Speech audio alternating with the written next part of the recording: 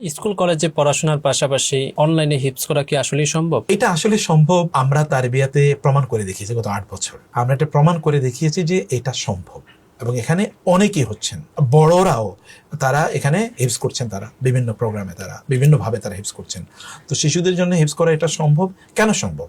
আসলে হিপসের জন্য সারাদিন কোরআন পড়ার প্রয়োজন নেই। আমি দেখেছি, এবং আরব বিশ্বে যদি আপনি যান, আপনি ইউনিভার্সিটিগুলোতে যদি যান, তাহলে দেখবেন যে এখানে তারা একটা সার্টেন পিরিয়ড ডেইলি তারা সার্টেন পিরিয়ড পড়ে। যেমন আপনি যদি বাইতুল্লাহতে যান বা মসজিদে নবীতে যান, দেখবেন আসর থেকে মাগরিবি কেবল হিপস পড়ে, এরপরে সব হাফেজ হয়ে যায়। ওরা কিন্তু অন্য জায়গায় পড়ে, আসরে এসে তারা মসজিদে নবীতে ঢুকে মাগরিবে তারা বের হয়ে যায়। এতটুকু সময় ডেইলি তারা পড়ে, এতেই তারা হাফেজ হয়ে যায়। তার মানে একটা নির্ধারিত সময় যদি তারা পড়ে, সিলেবাস ভিত্তিক তারা পড়ে, তাহলে কোরআন হাফেজ হয়ে যাওয়া সম্ভব।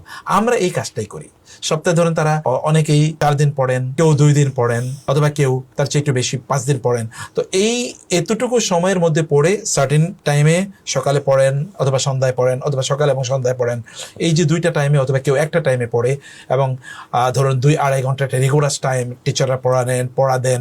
এর মাধ্যমে এবং ক্লাসরুমের বাইরেও কিন্তু তারা টিচারদেরকে ভয়েস ওভারের মাধ্যমে, হোয়াটসঅ্যাপের মাধ্যমে বা অন্যান্য সোশ্যাল মিডিয়া চ্যানেলগুলোর মাধ্যমে তাদের পড়া দিতে হয়। ওস্তাদের এগুলো শুনে তারা একটা মূল্যায়ন তৈরি করেন। ফলে এটা একটা রিগোরাস প্রসেস, আসলে এটা একটা একাডেমিক প্রসেস, একটা প্রশিক্ষিত। তো এখানে হিপস করা, অনলাইনে হিপস করা এটা সম্ভব।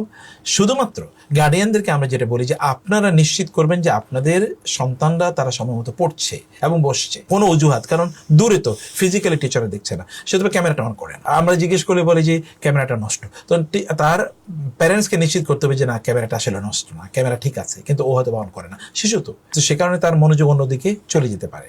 সে কারণে গার্ডিয়ানরা যদি সচেতন থাকেন, তাহলে আমাদের যে সিস্টেম, সে হাফেজ হবেই ইনশাআল্লাহ।